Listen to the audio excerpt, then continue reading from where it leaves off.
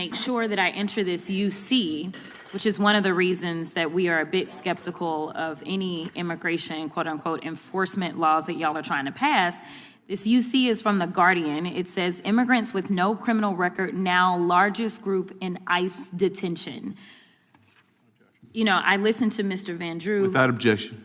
Thank you so much. I listened to Mr. Van Drew, who I do respect, and he went on and on and on about how this is about the bad guys. And I will be honest with you and tell you that when it came down to the election, there were a lot of people who really believed that the Republicans and the president were all about getting the bad guys out. People truly believed your words, but your actions are not matching up, because I've got the receipts showing that they are not matching up.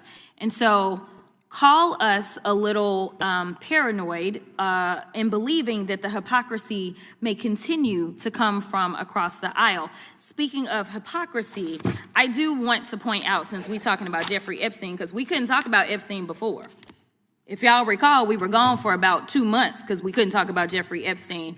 And now everybody wants to act as if they want to have like a real honest conversation about the victims and the survivors and everybody else. Where was this conversation a long time ago? And I know that y'all love to go back and say that Joe Biden didn't do it. You know, Joe Biden is blamed for everything. Joe Biden didn't do anything, and it was Joe Biden's fault, and why wasn't Joe Biden? Joe Biden didn't campaign on it. I just want to be clear. If y'all can run me the tape, then run me the tape. But you know, when you campaign and you go out and you make a promise, then we evaluate whether or not you actually meet your promises. So listen, this was rope that y'all decided to hang yourselves with because the president campaigned on the Epstein files while we were campaigning on things such as affordability. We were campaigning on the things that now people are complaining about, right? Because of the tariffs and the fact that you guys won't say anything and tell the president, hey, sir, tariffs are taxes. We as Republicans, we usually don't like taxes. And guess what? That's going to make everything unaffordable. So now he's going to be our big savior, and he is going to reduce the price of foods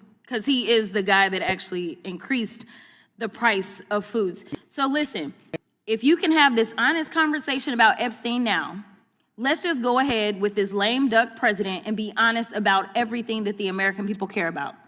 They care about affordability. They care about the fact that literally people are starving in this country because we have 42 million people, and I don't remember any one of you during that almost 2-month break deciding to go on faux news or any other news outlet and say, you know what, it is wrong to have 42 million people that are relying on $6 a day to eat, and we have the money because somehow our president was able to find under the couch cushion, the one that JD wasn't sitting on, under the couch cushion, he was able to find 40, how much did he find to send to Argentina? 40, there we go, 40 billion to send to Argentina.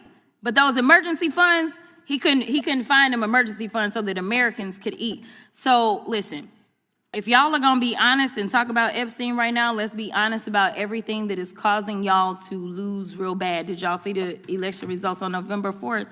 It didn't go very well. So let's just start having honest conversations so that hopefully some of y'all in some of these tight seats, maybe y'all can get reelected and we can just work together. Thank you.